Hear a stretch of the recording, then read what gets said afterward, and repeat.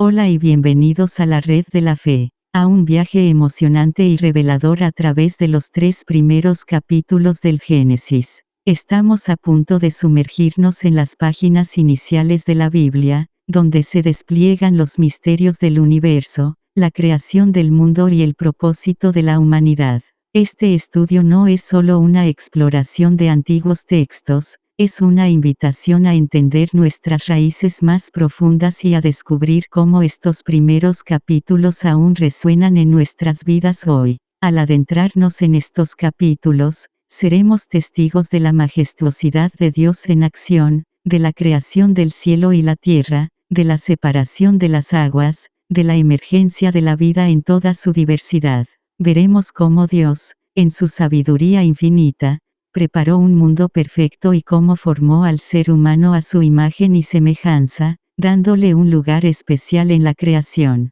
Este relato es el fundamento de nuestra fe y comprensión del mundo, nos invita a mirar a nuestro alrededor y dentro de nosotros mismos para ver la huella de lo divino en toda creación. Este estudio bíblico es más que una simple lección, es una experiencia de transformación. A medida que profundizamos en el texto, permitamos que las palabras antiguas hablen a nuestros corazones modernos, revelando verdades eternas que pueden cambiar la manera en que vemos el mundo y a nosotros mismos. Cada verso, cada día de la creación, tiene algo que enseñarnos sobre el poder, el amor y la intención de Dios para con su creación. A través de este estudio, busquemos no solo el conocimiento, sino una comprensión más profunda que nos acerque más a Dios. Antes de comenzar, te animo a que interactúes con nosotros en la sección de comentarios. Comparte tus pensamientos,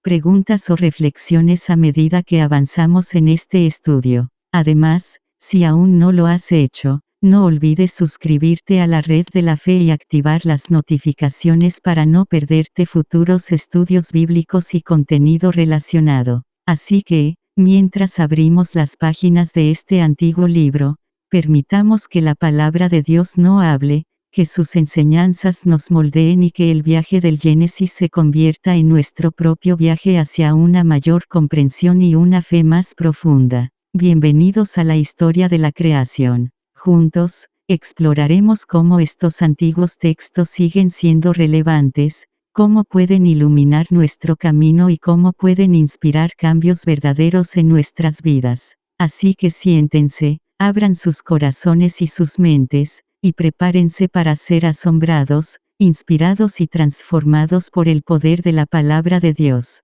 Comencemos este viaje juntos. Resumen del capítulo 1. El primer capítulo del libro del Génesis, conocido como la historia de la creación, relata cómo Dios creó el mundo en 6 días y descansó en el séptimo. En el principio, la tierra era informe y vacía, con oscuridad sobre la faz del abismo y el Espíritu de Dios moviéndose sobre las aguas. Dios dijo: sea la luz, y la luz fue hecha, separándola de la oscuridad y estableciendo el día y la noche. A lo largo de los días siguientes, Dios continuó su obra de creación, estableciendo el firmamento, las aguas, la tierra seca, y la vegetación. Luego, creó los astros para separar el día de la noche y marcar las estaciones, los días y los años. Después, llenó las aguas con peces, los cielos con aves, y la tierra con animales. Cada día de creación culmina con la afirmación de Dios de que era bueno lo que había hecho. El clímax de la creación ocurre el 6º día cuando Dios crea al ser humano a su imagen y semejanza, dándole dominio sobre todas las otras criaturas y ordenándole multiplicarse y llenar la tierra. Dios vio todo lo que había hecho, y era muy bueno. Finalmente, el 7º día, Dios descansó de toda su obra, bendiciendo y santificando este día porque en él cesó toda su labor creadora. Este relato establece no solo el poder y la soberanía de Dios sobre el mundo, sino también la relación especial entre Dios y la humanidad, así como la responsabilidad humana de cuidar la creación. Génesis capítulo 1, versículos 1 y 2. En el principio, cuando Dios creó los cielos y la tierra, todo era confusión y no había nada en la tierra. Las tinieblas cubrían los abismos mientras el Espíritu de Dios aleteaba sobre la superficie de las aguas. Mis queridos hermanos y hermanas en Cristo, al reflexionar sobre las palabras profundas y eternas del libro del Génesis, nos encontramos ante el majestuoso misterio de la creación. Estamos invitados a contemplar el acto fundacional de toda existencia, la iniciación divina de todo lo que es. Imaginen ese vacío primordial, un escenario de confusión y nada, un lienzo esperando ser tocado por el pincel del Creador. Las Escrituras nos dicen que todo era confusión y no había nada en la tierra. Esta frase nos lleva a meditar en el estado de desorden, una ausencia de forma y propósito que solo podía ser transformada por una intervención divina. Aquí, en este caos, Dios ya está presente, listo para iniciar su acto creativo. La nada misma está a punto de ser tejida en el tapiz de la creación. Luego, las tinieblas cubrían los abismos, nos dice el texto sagrado. Las tinieblas, en la tradición bíblica, a menudo simbolizan lo desconocido, lo temido, lo que está vacío de vida y de luz divina. Pero incluso aquí, en la profundidad de la oscuridad, Dios está inminente. Las tinieblas no son un obstáculo para Él, son más bien el escenario sobre el cual su luz brillará con mayor fuerza. Y así llegamos a una de las imágenes más poéticas de toda la Biblia: el Espíritu de Dios aleteaba sobre la superficie de las aguas. El término aleteaba nos recuerda a un pájaro cuidando amorosamente sus huevos, esperando con paciencia y ternura que la vida emerja. Este aleteo del Espíritu no es un mero observar, es un activo preparar, un estar a punto de actuar. El Espíritu de Dios está dinámicamente presente, lleno de vida y poder, a la espera de la palabra divina que traerá luz, orden y vida a este caos primigenio. Estas palabras no solo narran el origen del universo, sino que también nos hablan profundamente a cada uno de nosotros. En nuestros momentos de confusión y oscuridad, cuando nos sentimos vacíos y sin forma, el Espíritu de Dios está sobre nosotros, listo para transformar nuestro caos en una creación hermosa. Estamos llamados a confiar en esa presencia transformadora, a abrirnos al soplo creativo de Dios que puede dar orden a nuestro desorden, luz a nuestras tinieblas, y vida a lo que en nosotros está muerto.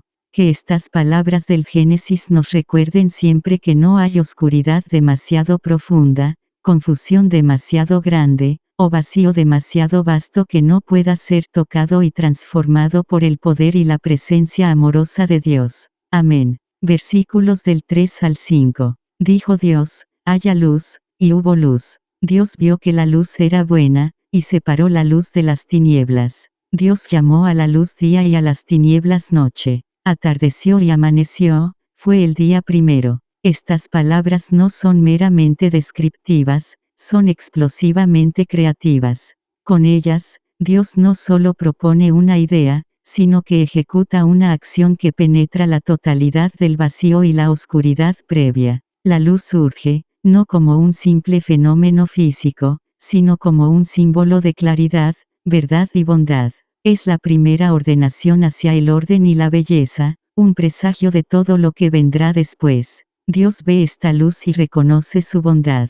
Este acto de ver no es pasivo, es un juicio divino, una afirmación de que la luz es intrínsecamente buena y deseable. Dios, en su infinita sabiduría y bondad, separa esta luz de las tinieblas, estableciendo una distinción fundamental que regirá todo el ritmo de la vida, el día y la noche. Aquí ya vemos un Dios que no solo crea, sino que ordena, que establece límites que son buenos y necesarios, que permite la alternancia de trabajo y descanso, de actividad e introspección. Dios llamó a la luz día y a las tinieblas noche. En estas palabras, Dios no solo nombra sino que define la realidad.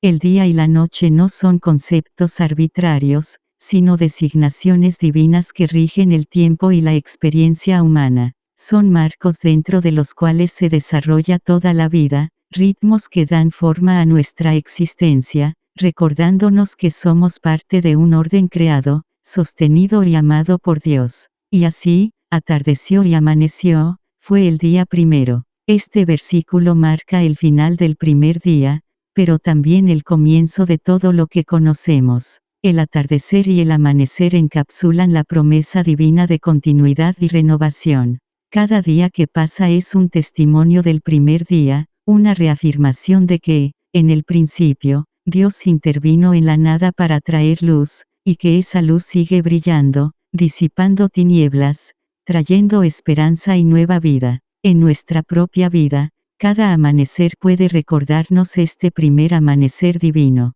Cada día es una oportunidad de vivir en la luz de Dios, de buscar lo bueno, de separarnos de las tinieblas del error y del pecado, y de caminar en el camino iluminado que Dios ha establecido para nosotros. Que la luz del primer día nos inspire a buscar siempre esa luz divina en nuestras vidas, a vivir en su verdad, su bondad y su belleza. Amén. Versículos del 6 al 8. Dijo Dios, haya una bóveda en medio de las aguas, para que separe unas aguas de las otras. Hizo Dios entonces una bóveda y separó unas aguas de las otras, las que estaban por encima del firmamento, de las que estaban por debajo de él, y así sucedió. Dios llamó a esta bóveda cielo, y atardeció y amaneció, fue el día segundo.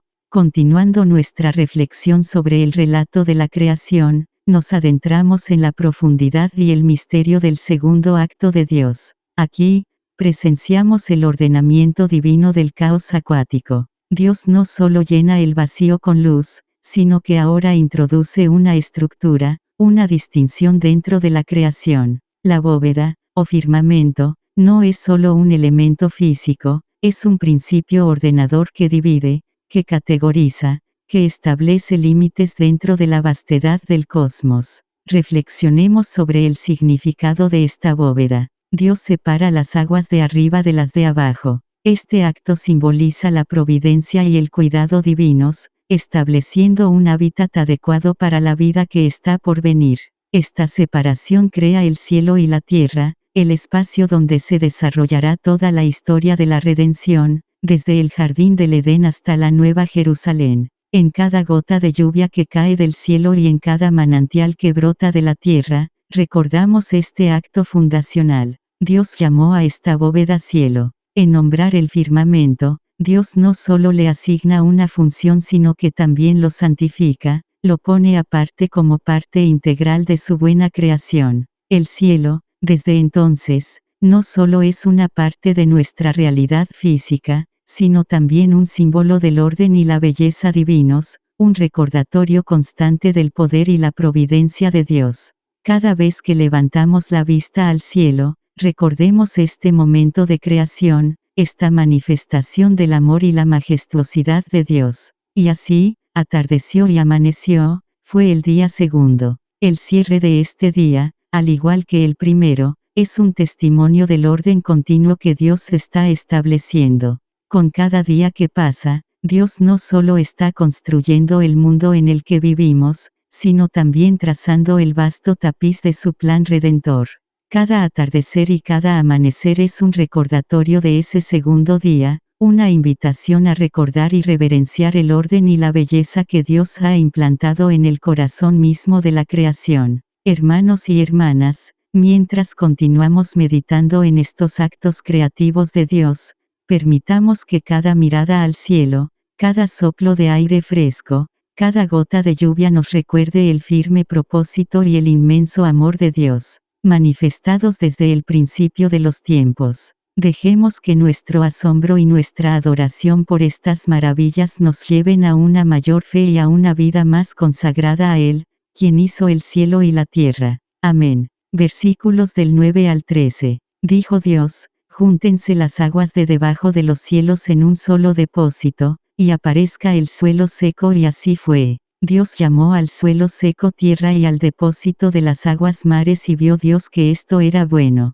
Dijo Dios, produzca la tierra hortalizas, plantas que den semilla, y árboles frutales que por toda la tierra den fruto con su semilla dentro, cada uno según su especie, y así fue. La tierra produjo hortalizas, plantas que dan semillas y árboles frutales que dan fruto con su semilla dentro, cada uno según su especie. Dios vio que esto era bueno, y atardeció y amaneció, Fue el día tercero. Avanzando en nuestra contemplación del relato divino de la creación, llegamos al tercer día, un día de prodigiosa fecundidad y orden. Aquí, Dios continúa su obra de separación y ordenamiento, pero también introduce la fecundidad a su creación. Al ordenar a las aguas reunirse, no solo prepara la tierra para la vida sino que también revela un aspecto más profundo de su naturaleza. Dios es un Dios de vida, de abundancia, de preparación cuidadosa para todo lo que está por nacer. Dios llamó al suelo seco tierra y al depósito de las aguas mares. Con estas palabras, Dios no solo nombra sino que también otorga propósito y lugar. La tierra y los mares no son simplemente formaciones físicas, son los recipientes de la vida venidera, los espacios sagrados preparados para albergar la diversidad inimaginable de criaturas. Cada montaña, cada valle, cada océano y río habla de este tercer día, de la intención de Dios de que la tierra y el mar sean lugares de vida y belleza. Y es en este día cuando la creación comienza a brotar con vida propia, dijo Dios, produzca la tierra hortalizas, plantas que den semilla, y árboles frutales que por toda la tierra den fruto con su semilla dentro, cada uno según su especie y así fue. Imaginen, hermanos, ese primer brote de verde, esa primera flor abriéndose hacia el sol, el primer árbol extendiendo sus ramas hacia el cielo. Es un testimonio del deseo de Dios de que la creación no solo exista sino que también prospere, que se renueve a sí misma, que sea un reflejo de su generosidad y cuidado. Dios vio que esto era bueno. En cada planta que crece, en cada temporada de siembra y cosecha, en la diversidad desbordante de la vida vegetal, vemos la bondad de Dios reflejada. Dios no solo crea, se deleita en su creación, afirmando su bondad, su belleza, su propósito. Y así, atardeció y amaneció, fue el día tercero. Este día no solo marca un periodo de tiempo, señala un avance en la obra creativa de Dios. La tierra ahora está lista no solo para albergar vida sino para generarla continuamente, para ser un testimonio constante de la creatividad de Dios, de su amor por la variedad y la abundancia. Queridos hermanos y hermanas, cada vez que contemplamos la naturaleza, cada vez que trabajamos la tierra o disfrutamos de sus frutos, recordemos este tercer día de la creación. Dejemos que cada árbol, cada flor, cada fruto nos recuerde la generosidad y la providencia de Dios. Permitamos que esta conciencia profundice nuestro respeto y cuidado por la creación, llevándonos a vivir en armonía con la tierra que Dios ha preparado para nosotros. Amén. Versículos del 14 al 19. Dijo Dios, haya lámparas en el cielo que separen el día de la noche, que sirvan para señalar las fiestas, los días y los años, y que brillen en el firmamento para iluminar la tierra, y así sucedió. Hizo, pues, Dios dos grandes lámparas, la más grande para presidir el día y la más chica para presidir la noche, e hizo también las estrellas. Dios las colocó en lo alto de los cielos para iluminar la tierra, para presidir el día y la noche y separar la luz de las tinieblas, y vio Dios que esto era bueno y atardeció y amaneció, fue el día cuarto. Continuando con nuestra sagrada reflexión sobre la obra creadora de Dios, llegamos ahora al cuarto día, un día de lumbreras celestiales y de orden en el cosmos. Aquí, Dios no solo provee luz, Él establece los grandes signos celestiales que rigen el tiempo y las estaciones. Las lámparas en el cielo son testimonios de la continua presencia y providencia de Dios, signos de su orden y su promesa de regularidad y renovación. Hizo, pues, Dios dos grandes lámparas, la más grande para presidir el día y la más chica para presidir la noche, e hizo también las estrellas. Aquí vemos la majestuosidad de Dios en toda su plenitud. El sol, nuestra fuente de luz y vida durante el día, y la luna, que preside la noche junto con el coro celestial de estrellas, no son meros objetos, son signos divinos, regalos de Dios para marcar el ritmo de nuestra vida. Nos recuerdan que incluso la más oscura de las noches está iluminada por la presencia de Dios, reflejada en cada estrella que salpica el cielo nocturno. Dios las colocó en lo alto de los cielos para iluminar la tierra, para presidir el día y la noche y separar la luz de las tinieblas, y vio Dios que esto era bueno. En la colocación de estas lumbreras, Dios no solo organiza el cosmos sino que también nos invita a vivir en armonía con estos ritmos celestiales. Las estaciones, los días, los años, las fiestas, todos estos son regalos de Dios que nos permiten ordenar nuestra vida, recordar y celebrar, trabajar y descansar. Y así, atardeció y amaneció, fue el día cuarto. Este día culmina no solo con la creación de las lumbreras sino también con la afirmación de que son buenas. Cada amanecer, cada atardecer, cada cambio de estación, cada constelación que adorna el cielo nocturno, son continuos recordatorios de este cuarto día. Son invitaciones a mirar hacia arriba y recordar quién ha creado estas maravillas, quién ha ordenado estos ciclos y quién nos invita a encontrar nuestro lugar dentro de este vasto y hermoso universo. Así que cada vez que miremos el cielo, cada vez que nos maravillemos con el cambio de las estaciones o guiemos nuestros pasos por el ritmo del tiempo, recordemos este cuarto día de la creación. Recordemos que detrás de cada amanecer, detrás de cada noche estrellada, está la mano de Dios, extendiéndonos una invitación a vivir en armonía con su creación,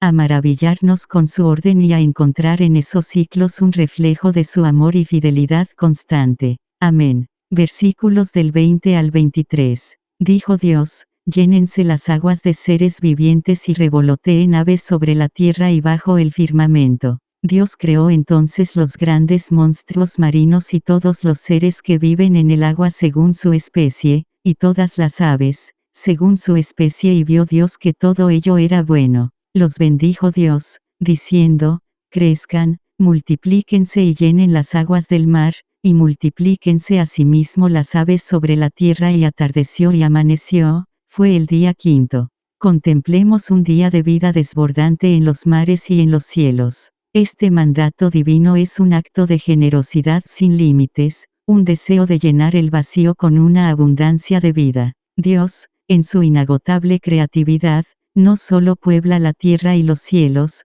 sino que los llena hasta rebosar con criaturas de todas formas y tamaños, cada una un reflejo único de su gloria y sabiduría. Dios creó entonces los grandes monstruos marinos y todos los seres que viven en el agua según su especie, y todas las aves, según su especie. Imaginen, el primer batir de alas en el cielo, el primer salto de un pez en el océano. Los mares y el cielo, antes silenciosos y vacíos, ahora están llenos de movimiento, color y vida. Cada criatura, desde la más pequeña hasta la más grande, es un testimonio del deseo de Dios de que la vida, en todas sus formas, florezca y se multiplique. Y vio Dios que todo ello era bueno. Dios no es un creador indiferente, Él mira su creación y se deleita en ella.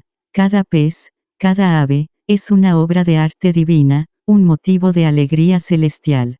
Pero Dios va más allá, los bendijo Dios, diciendo, crezcan, multiplíquense y llenen las aguas del mar, y multiplíquense asimismo las aves sobre la tierra. No solo les otorga vida, sino también les bendice con la capacidad de continuar el ciclo de la vida, de participar activamente en la creación a través de la reproducción y el crecimiento. Y así, atardeció y amaneció, fue el día quinto. Este día no termina simplemente con un acto de creación, sino con una bendición, una invitación a la plenitud de vida. Cada vez que escuchamos el canto de un pájaro o contemplamos el mar lleno de vida, recordemos este quinto día, recordemos la generosidad y el amor de Dios, que no solo llena de vida el cielo y el mar sino que también bendice a cada criatura con la capacidad de crecer, multiplicarse y llenar la tierra. Permitamos que nuestra admiración por la belleza y la diversidad de la vida en nuestro mundo nos lleve a una mayor apreciación del quinto día de la creación. Que cada criatura que vemos nos recuerde la bondad y la bendición de Dios, y que nuestros corazones se llenen de gratitud y asombro ante el Dios que llena todo con vida. Amén. Versículos del 24 al 31. Dijo Dios: produzca la tierra animales vivientes de diferentes especies, animales del campo, reptiles y animales salvajes, y así fue. Dios hizo las distintas clases de animales salvajes según su especie, los animales del campo según su especie, y todos los reptiles de la tierra según su especie, y vio Dios que todo esto era bueno. Dijo Dios: hagamos al hombre a nuestra imagen y semejanza, que tenga autoridad sobre los peces del mar y sobre las aves del cielo, sobre los animales del campo, las fieras salvajes y los reptiles que se arrastran por el suelo. Y creó Dios al hombre a su imagen. A imagen de Dios lo creó. Macho y hembra los creó. Dios los bendijo, diciéndoles: sean fecundos y multiplíquense, llenen la tierra y sométanla. Tengan autoridad sobre los peces del mar, sobre las aves del cielo y sobre todo ser viviente que se mueve sobre la tierra. Dijo Dios: hoy les entrego para que se alimenten toda clase de plantas con semillas que hay sobre la tierra, y toda clase de árboles frutales, a los animales salvajes, a las aves del cielo y a todos los seres vivientes que se mueven sobre la tierra, les doy pasto verde para que coman. Y así fue. Dios vio que todo cuanto había hecho era muy bueno, y atardeció y amaneció, fue el día sexto. Mientras nos acercamos al clímax de la historia de la creación, reflexionemos sobre el sexto día, un día de culminación y coronación. En este día, Dios invita a la tierra misma a ser una participante activa en la creación, a brotar con una variedad inimaginable de vida. Cada animal, desde el más humilde insecto hasta el más majestuoso mamífero, es una expresión del ingenio creativo de Dios, una manifestación de su amor por la diversidad y la complejidad. Dios hizo las distintas clases de animales salvajes según su especie, los animales del campo según su especie, y todos los reptiles de la tierra según su especie. Aquí vemos el despliegue de la biodiversidad, el tapiz de la vida que cubre nuestra tierra. Cada uno de estos animales, perfectamente adaptado a su entorno y función, es un testimonio del cuidado detallado y la sabiduría de Dios. Y vio Dios que todo esto era bueno, no solo bueno en un sentido estético o funcional, sino intrínsecamente bueno, parte del diseño y propósito divinos. Pero es aquí, en el sexto día, donde ocurre el acto más extraordinario. Dijo Dios: hagamos al hombre a nuestra imagen y semejanza. Esta declaración es profunda. Dios no solo crea al ser humano, lo crea a su propia imagen y semejanza, dotándolo de dignidad, capacidad para relacionarse, para crear, para amar. Hombre y mujer, ambos reflejan aspectos únicos de la imagen divina, llamados a vivir en comunión con Dios y entre sí.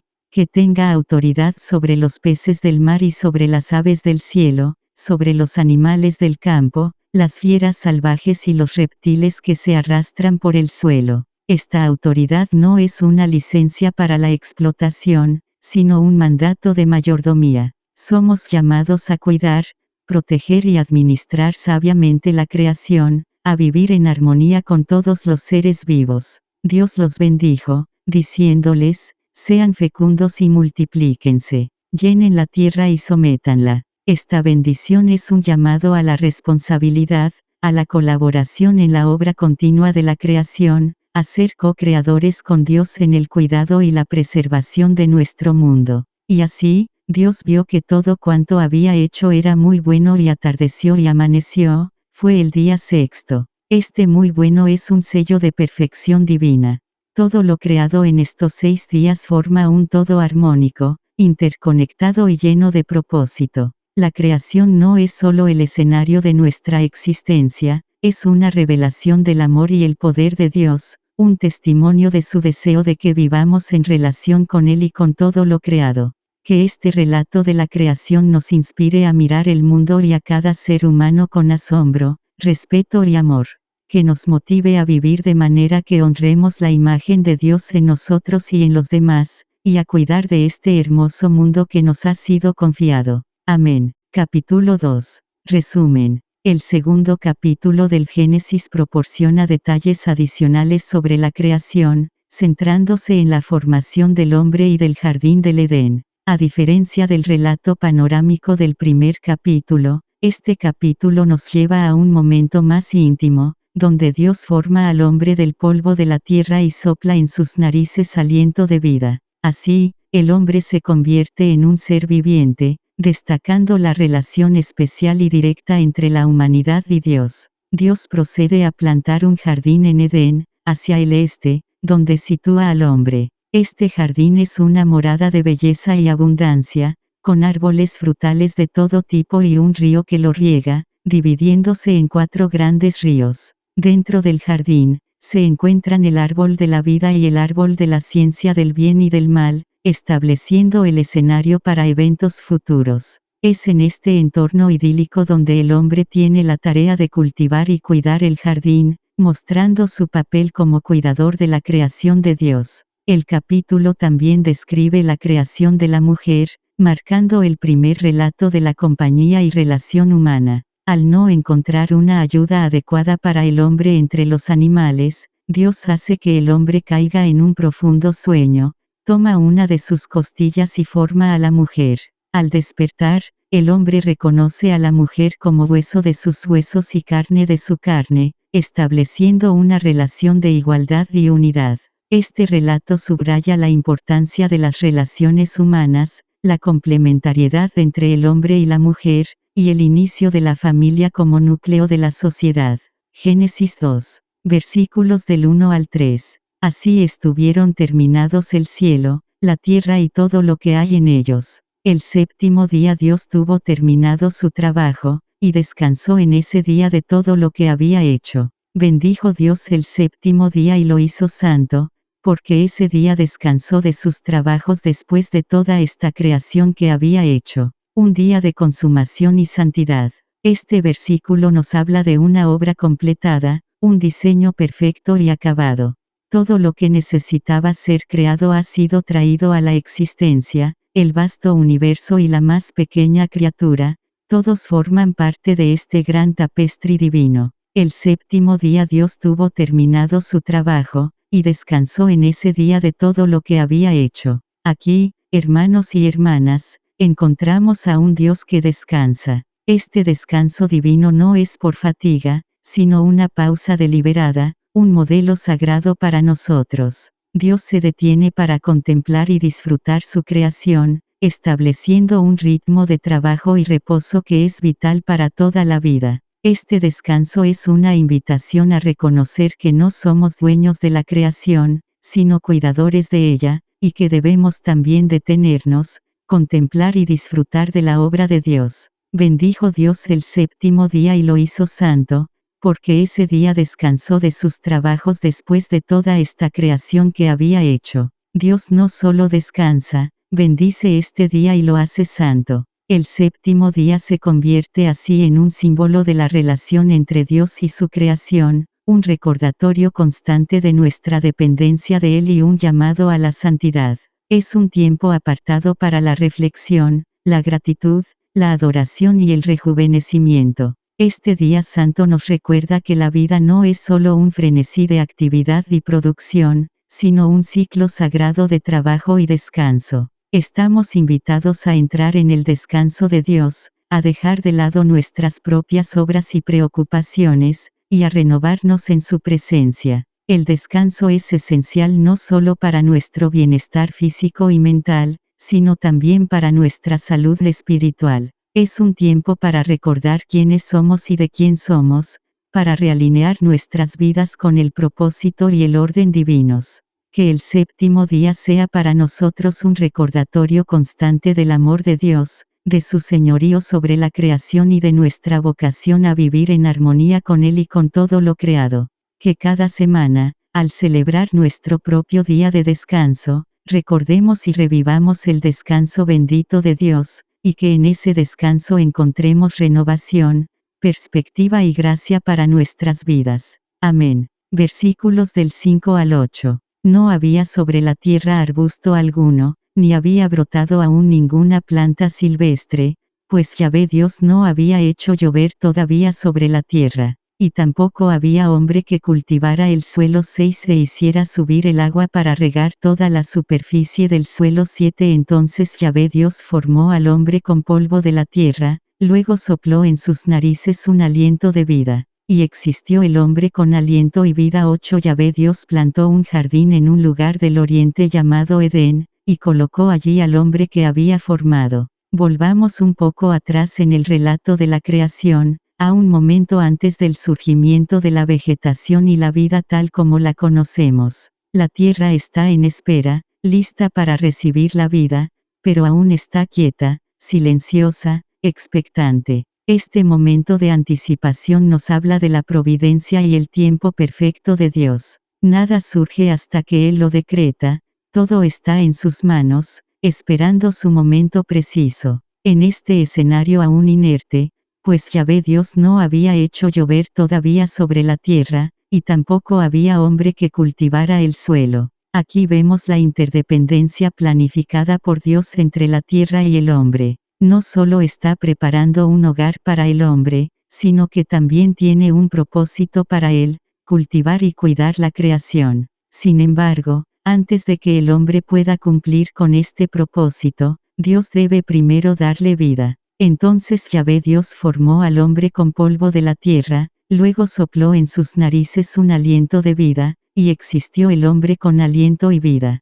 Hermanos y hermanas, consideren la intimidad de este acto. Dios mismo forma al hombre del polvo, un acto de humilde creación, y luego le da vida con su propio aliento. Este aliento de vida es lo que nos hace seres vivos, lo que nos conecta directamente con Dios. Somos, en nuestra esencia más básica, una creación hecha por las manos de Dios, imbuidos con su vida y su espíritu. Yahvé Dios plantó un jardín en un lugar del oriente llamado Edén, y colocó allí al hombre que había formado. El jardín del Edén no es solo un lugar físico, es un símbolo de la relación perfecta y la provisión de Dios. Aquí, en este jardín preparado especialmente, el hombre tiene todo lo que necesita, una abundancia de alimento y belleza, una obra de amor preparada por Dios para su creación más preciada. Dios coloca al hombre en el jardín no solo para disfrutarlo, sino también para cuidarlo y mantenerlo, estableciendo así la primera vocación humana,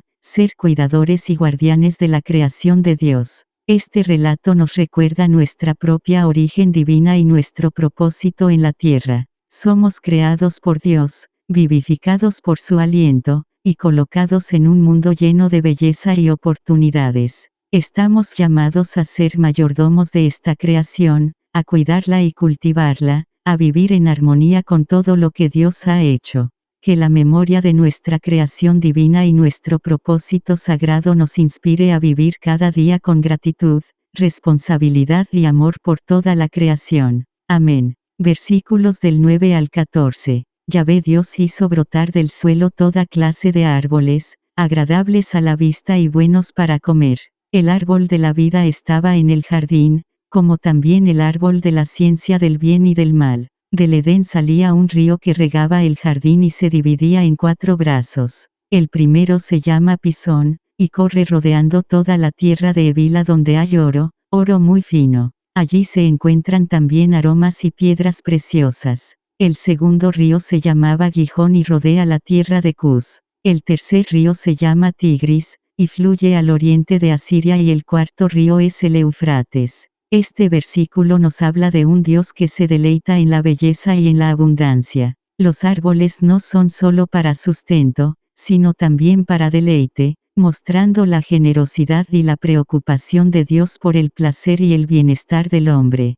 Cada árbol, con su fruto y su forma única, es un reflejo de la creatividad y la bondad de Dios. El árbol de la vida estaba en el jardín, como también el árbol de la ciencia del bien y del mal. Estos 2 árboles son centrales en el relato del Edén, representando la vida y la moralidad, la elección y el destino. El árbol de la vida es una promesa de inmortalidad y bendición, un símbolo de la presencia continua y la provisión de Dios.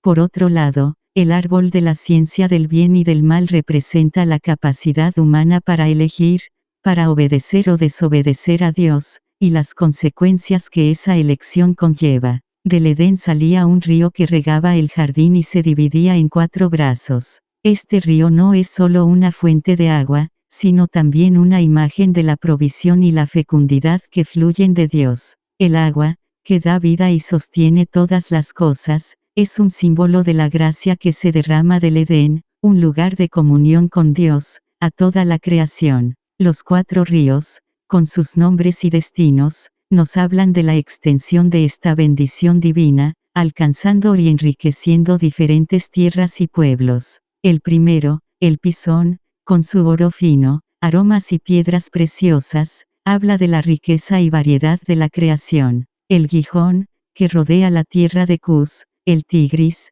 fluyendo al oriente de Asiria, y el Éufrates, cada uno añade una dimensión a la imagen de un mundo lleno de maravillas, recursos y bellezas diversas, todo emanando del mismo corazón de Dios. Hermanos y hermanas, que esta descripción del Edén nos llene de asombro y gratitud por la increíble generosidad de Dios. Estamos invitados a cuidar y disfrutar de este mundo, a reconocer en cada parte de la creación un reflejo del amor y la providencia de Dios. Que el recuerdo del jardín y sus ríos nos inspire a ser guardianes fieles de la tierra, a buscar la sabiduría en nuestras elecciones y a vivir en armonía con toda la creación. Amén. Versículos del 15 al 17. Yahvé Dios tomó al hombre y lo puso en el jardín del Edén para que lo cultivara y lo cuidara, y Yahvé Dios le dio al hombre un mandamiento, le dijo: puedes comer todo lo que quieras de los árboles del jardín, pero no comerás del árbol de la ciencia del bien y del mal. El día que comas de él, ten la seguridad de que morirás. Profundicemos en nuestra reflexión sobre el propósito divino para la humanidad y las primeras instrucciones que el Señor impartió al hombre en el jardín del Edén. Este acto no es solo un traslado de lugar, sino una comisión divina. Dios coloca al hombre en el jardín no como un simple habitante, sino como un custodio activo y un colaborador en la creación. Cultivar y cuidar el jardín implica una relación de respeto, de amor y de trabajo hacia la tierra que nos sustenta, un eco de la propia relación de cuidado y amor de Dios hacia nosotros. Luego, y Yahvé Dios le dio al hombre un mandamiento, le dijo: puedes comer todo lo que quieras de los árboles del jardín, pero no comerás del árbol de la ciencia del bien y del mal. Aquí vemos la generosidad y la libertad en la relación de Dios con el hombre. Dios proporciona abundantemente, invita al disfrute y al libre albedrío. Sin embargo, con esa libertad viene la responsabilidad, la prohibición de comer del árbol de la ciencia del bien y del mal. Este mandamiento es más que una prohibición, es una protección, un límite que preserva la relación armoniosa del hombre con Dios y con la creación. El día que comas de él, ten la seguridad de que morirás. Estas palabras no solo prefiguran las consecuencias del pecado, sino que también enfatizan la gravedad de desobedecer a Dios. La muerte aquí no es solo física, sino una ruptura en la relación con el Creador, una pérdida de la vida en su plenitud. Este mandato revela la seriedad de vivir en obediencia y respeto hacia Dios, reconociendo que nuestras acciones tienen consecuencias profundas tanto para nosotros mismos como para el mundo que nos rodea. Este relato nos invita a reflexionar sobre nuestra propia relación con Dios y con la creación. Estamos llamados a ser cuidadores de la tierra, a disfrutar de sus frutos, pero siempre dentro de los límites que Dios establece. Estamos invitados a vivir en obediencia, reconociendo que nuestra verdadera libertad se encuentra dentro del orden y el propósito divinos.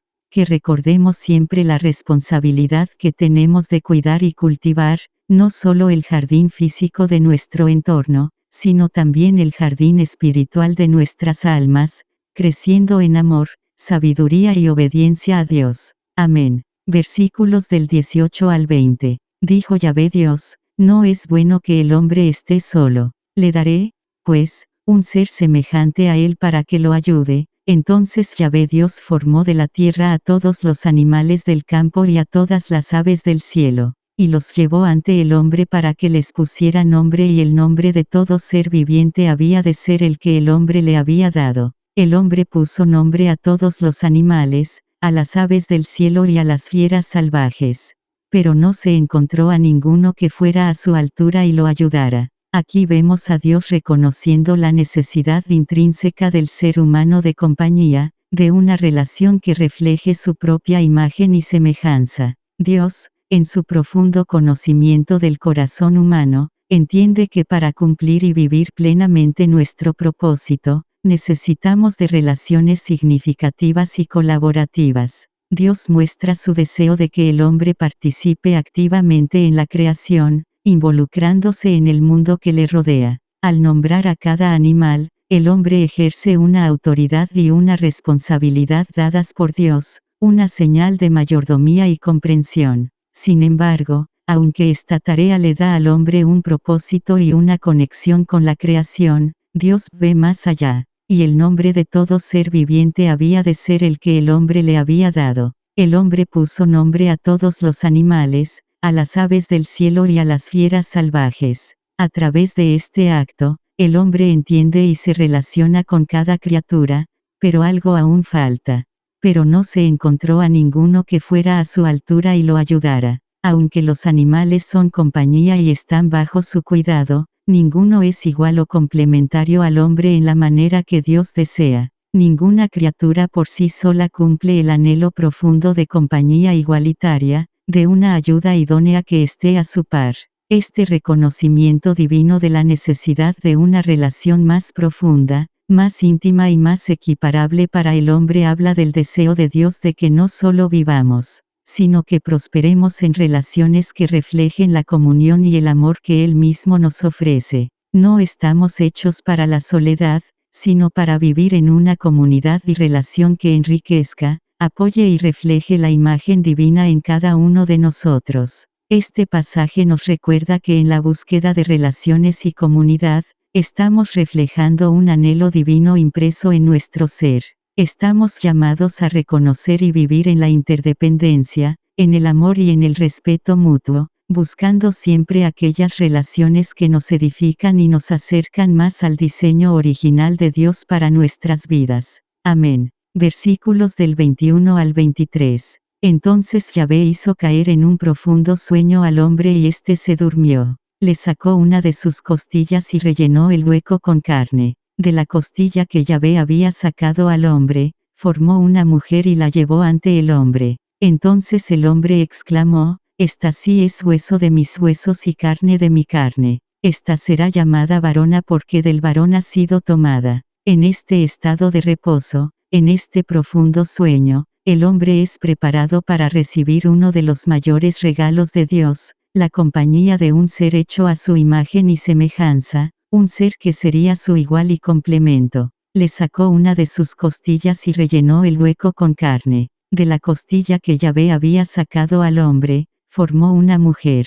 Este acto divino de crear a la mujer de la costilla del hombre es profundamente simbólico. No es tomada de su cabeza para gobernarlo, ni de sus pies para ser pisoteada, sino de su costado, para ser igual, cerca de su brazo para ser protegida, y junto a su corazón para ser amada. La mujer es creada de la misma sustancia que el hombre, reflejando la unidad, la igualdad y la dignidad compartida entre ellos. Y la llevó ante el hombre. Entonces el hombre exclamó: Esta sí es hueso de mis huesos y carne de mi carne. Esta será llamada varona porque del varón ha sido tomada. En estas palabras del hombre, hay una expresión de reconocimiento, alegría y conexión. Él ve en la mujer no una criatura ajena o inferior, sino alguien intrínsecamente ligada a su propia existencia. La mujer es reconocida como parte esencial de la humanidad, un reflejo de la imagen de Dios,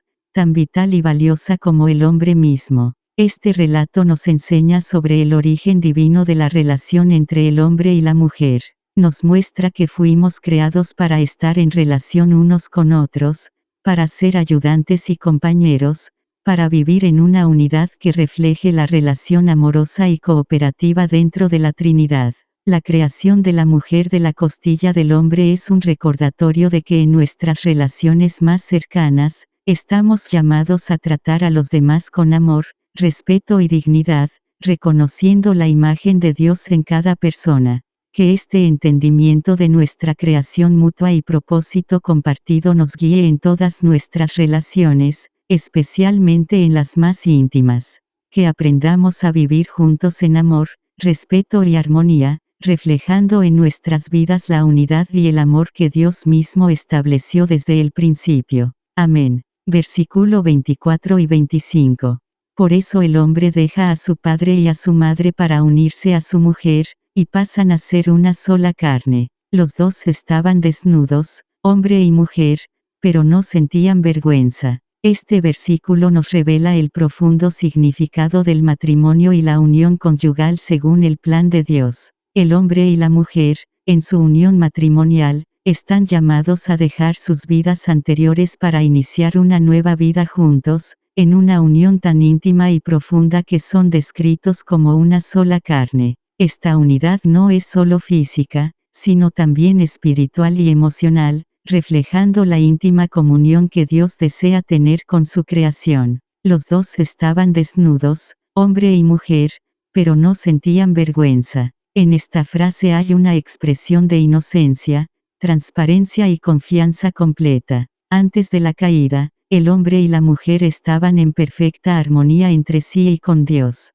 Su desnudez simboliza la ausencia de barreras o disimulos, una total apertura y vulnerabilidad del uno con el otro sin miedo al juicio o al rechazo. Esta es la relación ideal para la que fuimos creados, relaciones caracterizadas por la honestidad, la aceptación y el amor incondicional. Este pasaje nos enseña sobre el ideal de Dios para las relaciones matrimoniales y todas nuestras relaciones íntimas. Nos invita a buscar relaciones basadas en la confianza, el respeto mutuo y una profunda unión. Nos recuerda también la importancia de la transparencia y la honestidad, no solo con nuestra pareja, sino también en nuestra relación con Dios y con los demás. Que estas palabras nos inspiren a vivir en relaciones que reflejen la pureza, la unidad y el amor que Dios ha establecido desde el principio. Que en nuestras relaciones más cercanas, busquemos ser transparentes, vulnerables y amorosos, creando así un reflejo de la relación perfecta que Dios desea tener con cada uno de nosotros. Amén. Capítulo 3. Resumen. El capítulo 3 del Génesis es fundamental, pues narra la tentación de la serpiente, la caída del hombre y las consecuencias que siguen a este acto de desobediencia. La serpiente, más astuta que cualquier animal del campo que Yahvé Dios había hecho, engaña a la mujer cuestionando la palabra de Dios y tergiversando sus mandamientos. La mujer, viendo que el árbol era bueno para comer, agradable a los ojos y deseable para alcanzar la sabiduría, toma de su fruto y come, luego, le da también a su marido. Este acto de comer del árbol del conocimiento del bien y del mal marca un punto de inflexión, pues introducen el pecado en el mundo perfecto creado por Dios.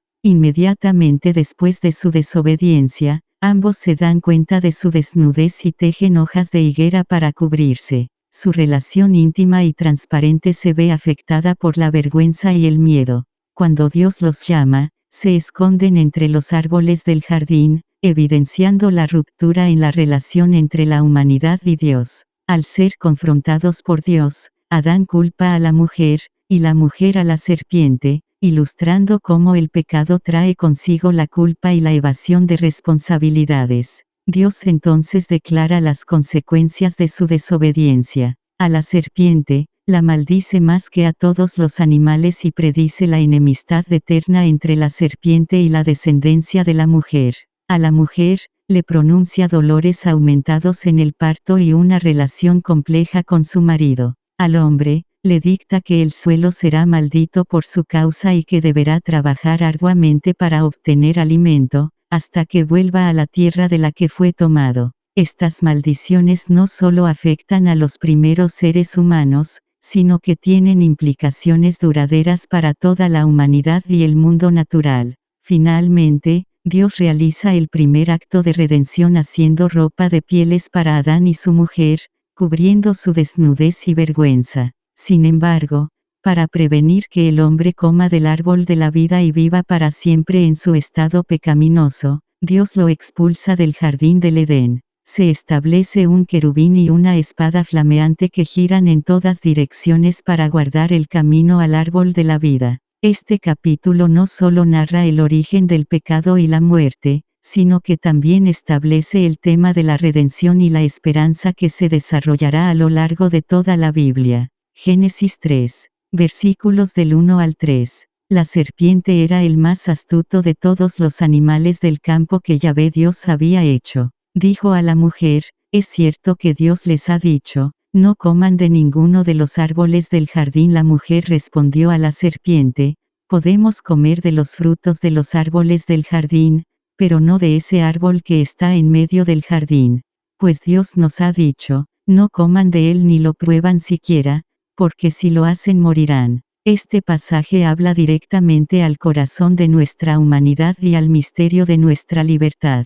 La serpiente, descrita como el más astuto de los animales creados por Yahvé Dios, entra en diálogo con la mujer con una pregunta que parece inocente pero está cargada de intención. Es cierto que Dios les ha dicho, no coman de ninguno de los árboles del jardín. Aquí vemos el primer signo de la tentación, un cuestionamiento que busca sembrar la duda sobre la palabra y la autoridad de Dios. La serpiente no comienza con una declaración abierta, sino con una pregunta que despierta curiosidad, que insinúa que algo podría estar retenido. La mujer, en su respuesta, afirma la verdad de la libertad y la generosidad de Dios.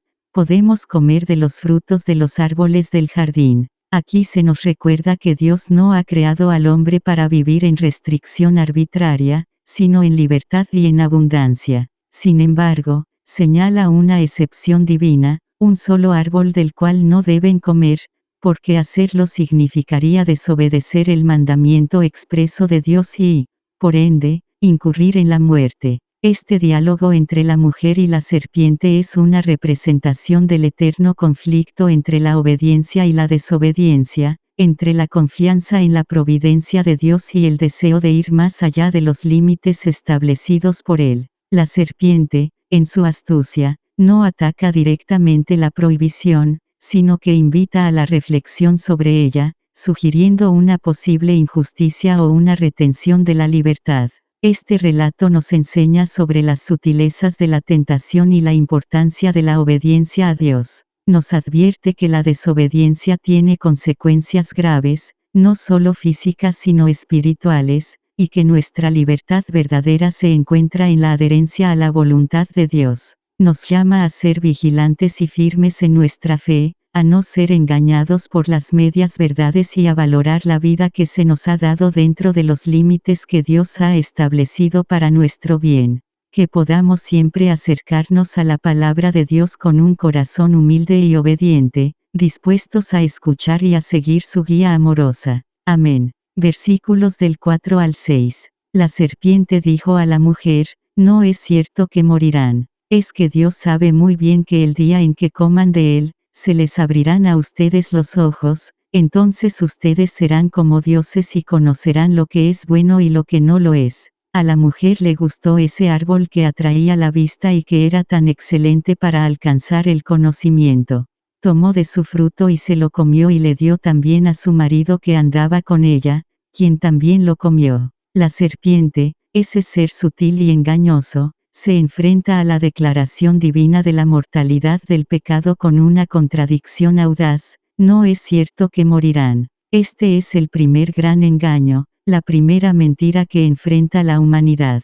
No solo desafía la palabra de Dios, sino que pretende ofrecer una sabiduría oculta, una promesa de divinidad y conocimiento que va más allá de lo que Dios ha dispuesto para el hombre. Es que Dios sabe muy bien que el día en que coman de él, se les abrirán a ustedes los ojos, entonces ustedes serán como dioses y conocerán lo que es bueno y lo que no lo es. Aquí, la serpiente insinúa que Dios retiene algo de la humanidad, que hay un conocimiento y un poder que podríamos reclamar si solo desobedecemos. Es una tentación de poder y orgullo, un deseo de ser como Dios no en comunión y semejanza, sino en autoridad y autonomía. La mujer, viendo el árbol, es seducida por esta promesa de sabiduría y conocimiento. A la mujer le gustó ese árbol que atraía la vista y que era tan excelente para alcanzar el conocimiento. La tentación se apodera de sus sentidos y su razón, el deseo de ser más, de conocer más allá de lo permitido, la lleva a tomar la fruta prohibida y en un acto de compañerismo compartido, pero también de responsabilidad compartida, le dio también a su marido que andaba con ella, quien también lo comió. Con este acto, ambos sellan su destino y el de toda la humanidad. El pecado entra en el mundo, no solo como un acto de desobediencia, sino como un quebrantamiento de la confianza y la relación con Dios. Este relato es un espejo de nuestras propias vidas, un recordatorio de nuestras luchas diarias con la tentación, la duda y la desobediencia. Nos enseña que las consecuencias del pecado son reales y profundas, afectando no solo nuestra relación con Dios sino también nuestras relaciones entre nosotros. Sin embargo, también señala hacia la necesidad de un Salvador, un Redentor que pueda restaurar lo que ha sido roto. Que este pasaje nos impulse a buscar la gracia y la misericordia de Dios, a resistir las tentaciones de desobediencia y a vivir en la luz de su verdad y amor. Amén. Versículos 7 y 8. Entonces se les abrieron los ojos y ambos se dieron cuenta de que estaban desnudos. Cosieron, pues, unas hojas de higuera, y se hicieron unos taparrabos. Oyeron después la voz de Yahvé Dios que se paseaba por el jardín, a la hora de la brisa de la tarde. El hombre y su mujer se escondieron entre los árboles del jardín para que Yahvé Dios no los viera. Consideremos las profundas implicaciones de este momento crucial en la historia de la humanidad. Con estas palabras, el Génesis nos describe la inmediata consecuencia del pecado, la pérdida de la inocencia y el despertar a una realidad de vergüenza y separación. Lo que antes era natural y sin esfuerzo, la desnudez sin vergüenza, ahora se convierte en motivo de miedo y autoconciencia. La desobediencia trae consigo una nueva conciencia, pero no la elevación y la divinidad que la serpiente había prometido, sino una dolorosa realización de su propia vulnerabilidad y mortalidad. En un intento de cubrir su vergüenza, cosieron, pues, unas hojas de higuera, y se hicieron unos taparrabos. Este acto simboliza los intentos humanos de ocultar el pecado y sus consecuencias, de vestir nuestra culpa con remedios temporales y soluciones propias. Sin embargo, estas coberturas son insuficientes, no pueden ocultar la verdad de nuestra condición pecaminosa ante los ojos de un Dios omnisciente. La escena continúa con un detalle conmovedor. Oyeron después la voz de Yahvé Dios que se paseaba por el jardín, a la hora de la brisa de la tarde. Dios, en su deseo de comunión con el hombre, se acerca a la hora más fresca y tranquila del día. Sin embargo, el hombre y la mujer, en lugar de correr hacia la presencia de su Creador, se escondieron entre los árboles del jardín para que Yahvé Dios no los viera. El pecado no solo los ha separado de su estado original de gracia, sino que también ha roto su relación con Dios, llevándolos a esconderse de aquel que es la fuente de vida y amor. Este pasaje nos enseña sobre la naturaleza del pecado y sus efectos en nuestra relación con Dios. Nos muestra cómo el pecado distorsiona la forma en que nos vemos a nosotros mismos y cómo nos relacionamos con Dios, llevándonos al miedo y al aislamiento en lugar de a la confianza y la intimidad. Sin embargo, incluso en medio de esta tragedia, la presencia de Dios en el jardín nos habla de su incansable búsqueda de la humanidad perdida. Que este relato nos inspire a abandonar nuestras propias hojas de higuera, a dejar de escondernos y a acercarnos a Dios con corazones arrepentidos, confiando en su misericordia y gracia para cubrirnos, restaurarnos y redimirnos. Amén. Versículos del 9 al 12. Yahvé Dios llamó al hombre y le dijo, ¿dónde estás? Este contestó, he oído tu voz en el jardín, y tuve miedo porque estoy desnudo, por eso me escondí. Yahvé Dios replicó, ¿quién te ha hecho ver que estabas desnudo? ¿Has comido acaso del árbol que te prohibí? El hombre respondió, la mujer que pusiste a mi lado me dio del árbol y comí. Nos adentramos en un momento de gran revelación y verdad, una escena que ilumina la condición humana y la naturaleza de nuestra relación con Dios. Yahvé Dios llamó al hombre y le dijo, ¿dónde estás? Esta pregunta no surge de la ignorancia divina, sino del corazón de un padre que busca a su hijo perdido. Dios, en su omnisciencia, ya sabe lo que ha ocurrido, sin embargo, su pregunta es una invitación al hombre para que salga de su escondite y se enfrente a la realidad de sus acciones, a la verdad de su situación. Este contestó, he oído tu voz en el jardín, y tuve miedo porque estoy desnudo, por eso me escondí. El hombre, que una vez gozó de comunión plena con Dios, ahora experimenta miedo, un sentimiento desconocido hasta que el pecado entró en el mundo. La desnudez aquí no es solo física, sino espiritual, una metáfora de vulnerabilidad y exposición ante la pureza y la justicia de Dios. Yahvé Dios replicó, ¿quién te ha hecho ver que estabas desnudo? ¿Has comido acaso del árbol que te prohibí? Dios continúa el diálogo, no para obtener información, sino para guiar al hombre hacia la confesión y la responsabilidad. Es un momento de rendición de cuentas, donde el hombre debe enfrentar las consecuencias de sus elecciones. La pregunta de Dios es una oportunidad para la admisión de la culpa, pero también una puerta hacia la posibilidad de redención. El hombre respondió, la mujer que pusiste a mi lado me dio del árbol y comí. Aquí vemos la tendencia humana a la evasión de responsabilidad, a culpar a otros incluso en presencia de Dios. Adán señala a la mujer, y en cierto modo, a Dios mismo, por haberle dado la compañera que le ofreció la fruta prohibida. Esta respuesta revela una fractura en la relación humana, la confianza y la unidad se han roto, y el pecado ha introducido la culpa y el señalamiento entre ellos. Reflexionemos, pues, en estas palabras y en nuestro propio caminar con Dios. Reconozcamos que Él nos busca no para condenarnos, sino para llevarnos a la verdad y la luz. Que tengamos el valor de salir de nuestro escondite, de asumir nuestra responsabilidad y de buscar la misericordia y el perdón de Dios. En su pregunta ¿dónde estás? Dios nos invita a volver a Él, a restaurar nuestra relación y a caminar una vez más en su presencia y amor. Amén. Versículos del 13 al 15. Yahvé dijo a la mujer, ¿qué has hecho? La mujer respondió, la serpiente me engañó y he comido. Entonces Yahvé Dios dijo a la serpiente, por haber hecho esto, maldita seas entre todas las bestias y entre todos los animales del campo.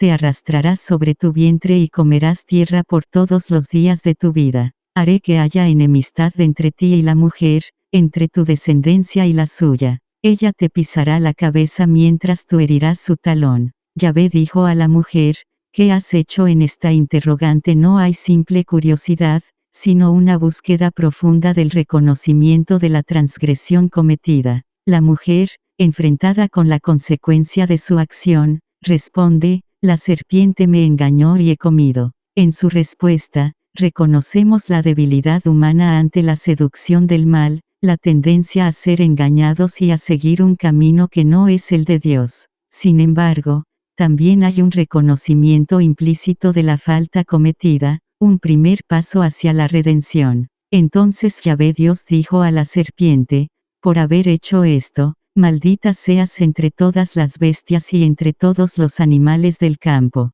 Dios dicta el juicio sobre la serpiente, una condena que cae sobre el instrumento de la tentación. Aquí se nos revela la justicia divina, que maldice la raíz del mal y sus manifestaciones. Te arrastrarás sobre tu vientre y comerás tierra por todos los días de tu vida. No solo es un castigo literal para la serpiente, sino también simboliza la humillación y el destino de todo lo que se opone a Dios. Pero la pronunciación divina va más allá de una simple maldición, haré que haya enemistad entre ti y la mujer, entre tu descendencia y la suya. Aquí se nos presenta una promesa de redención, el primer anuncio del Evangelio, el protoevangelio. Esta enemistad es una guerra declarada contra el mal, una profecía del conflicto perpetuo entre las fuerzas de Satanás y la simiente de la mujer, que es Cristo Jesús. Ella te pisará la cabeza mientras tú herirás su talón. En esta sentencia final se predice la victoria definitiva sobre el mal. Aunque el mal puede herir, el talón, la victoria será de la descendencia de la mujer, aplastando la cabeza de la serpiente. Este versículo es una ventana a la esperanza y la salvación que vendrá a través de Jesucristo, que, aunque herido en la cruz, resucitará triunfante sobre el pecado y la muerte. Por tanto, hermanos y hermanas, en medio de nuestra propia lucha contra la tentación y el pecado, aferrémonos a esta promesa de victoria. Dios no nos deja en nuestra caída, sino que provee un camino de redención y una promesa de restauración. Que nuestro corazón se fortalezca en la esperanza del triunfo de Cristo, el cumplimiento final de la promesa hecha en el jardín del Edén. Amén. Versículos del 16 al 19. A la mujer le dijo: multiplicaré tus sufrimientos en los embarazos y darás a luz a tus hijos con dolor. Siempre te hará falta un hombre, y él te dominará. Al hombre le dijo: por haber escuchado a tu mujer y haber comido del árbol del que yo te había prohibido comer, maldita sea la tierra por tu causa. Con fatiga sacarás de ella el alimento por todos los días de tu vida. Espinas y cardos te dará, mientras le pides las hortalizas que comes. Con el sudor de tu frente comerás tu pan hasta que vuelvas a la tierra, pues de ella fuiste sacado. Sepas que eres polvo y al polvo volverás. Ahora las palabras que revelan las consecuencias de la desobediencia de la humanidad, palabras que explican mucho del sufrimiento y la lucha que todavía experimentamos hoy. Aquí vemos cómo el pecado distorsiona incluso el don divino de dar vida, introduciendo dolor y sufrimiento en un proceso que fue diseñado para ser lleno de alegría y realización. La sentencia pronunciada a la mujer también habla de su relación con el hombre, una relación que ahora incluirá tensión y conflicto, un lejano eco de la armonía original que existía antes de la caída. Siempre te hará falta un hombre, y él te dominará. Este pronunciamiento señala una alteración en la relación de igualdad y mutuo soporte entre hombre y mujer. Se introduce una dinámica de poder y control que no estaba en el diseño inicial de Dios para la relación matrimonial y de compañerismo. Aunque estas palabras reflejan la realidad distorsionada del pecado, también nos llaman a recordar y trabajar hacia el ideal de Dios de respeto mutuo y amor en nuestras relaciones. Al hombre le dijo: por haber escuchado a tu mujer y haber comido del árbol del que yo te había prohibido comer, maldita sea la tierra por tu causa. La maldición al hombre se extiende a la creación misma. La tierra que fue dada para sostener y deleitar al hombre ahora será una fuente de fatiga y trabajo arduo. Con fatiga sacarás de ella el alimento por todos los días de tu vida. Esto refleja la realidad de nuestro trabajo y esfuerzo diario, una lucha continua contra una creación que ahora resiste. Con el sudor de tu frente comerás tu pan hasta que vuelvas a la tierra, pues de ella fuiste sacado. Sepas que eres polvo y al polvo volverás. Estas palabras finales a Adán nos recuerdan nuestra propia mortalidad y la certeza de la muerte como consecuencia última del pecado. A pesar de esto, no son palabras sin esperanza. Aún en la maldición, Dios está preparando el camino para la redención, un camino que culminará en la victoria sobre el pecado y la muerte a través de Jesucristo. Estas duras verdades nos invitan a reflexionar sobre las realidades de nuestro mundo caído y sobre nuestra necesidad desesperada de salvación. Nos recuerdan que, aunque ahora vivimos en un mundo marcado por el dolor, el trabajo arduo y la muerte, hay esperanza en el Dios que promete restauración y renovación a través de su Hijo. Que estas palabras nos motiven a buscar a Dios y su redención, y a vivir de una manera que honre a nuestro Creador y Redentor. Amén. Versículos del 20 al 22. El hombre dio a su mujer el nombre de Eva, por ser la madre de todo viviente. Enseguida Yahvé Dios hizo para el hombre y su mujer unos vestidos de piel y con ellos los vistió. Entonces Yahvé Dios dijo: ahora el hombre es como uno de nosotros, pues se ha hecho juez de lo bueno y de lo malo.